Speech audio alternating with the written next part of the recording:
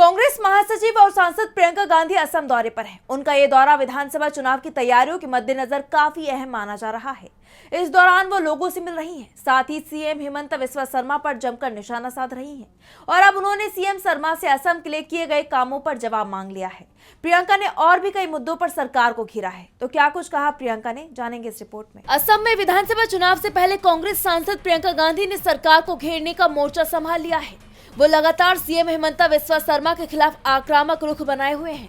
इसी कड़ी में अब उन्होंने सरकार से असम के लिए किए गए कामों का हिसाब मांग लिया है। कांग्रेस सांसद ने कहा है, सीएम साहब से कहिए कि वो असम के विकास की बात करें, वो असम के लोगों की बात करें, वो बताएं कि क्या किया है असम के लोगों के लिए, वो बताएं कि किस तरह से अगले 5 सालों में क्या करने जा रहे हैं। आज का नौजवान है ना, वो जानना चाहता है। आज का नौजवान रोजगार चाहता है। आज की नौजवान महिला भी रोजगार चाहती है।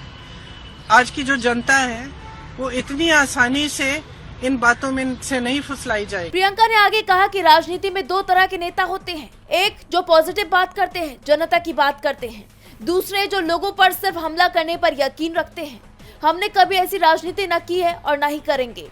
इस दौरान प्रियंका ने कांग्रेस नेता गौरव गोगोई पर पाकिस्तान से लिंक होने के आरोपों पर जवाब देते हुए कहा कि उनके परिवार को इसमें घसीटना गलत राजनीति है।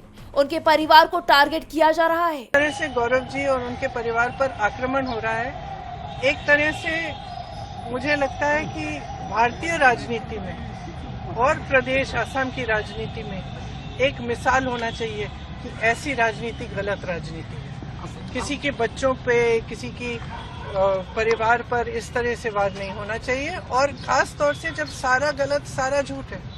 और मेरे ख्याल से असम की जनता जानती है इन पे वार हो क्यों रहा है। वार इसलिए हो रहा है क्योंकि इनसे वो वहीं प्रियंका गांधी ने असम सरकार के खिलाफ 20 सूत्रीय आरोप पत्र जारी किया, जिसमें राज्य प्रशासन पर भ्रष्टाचार में लिप्त होने और अल्पसंख्यकों में भय पैदा करने के लिए सरकारी मशीनरी का गलत इस्तेमाल करने का आरोप लगाया गया है, जिससे सरकार बुरी तरह से गिर गई है।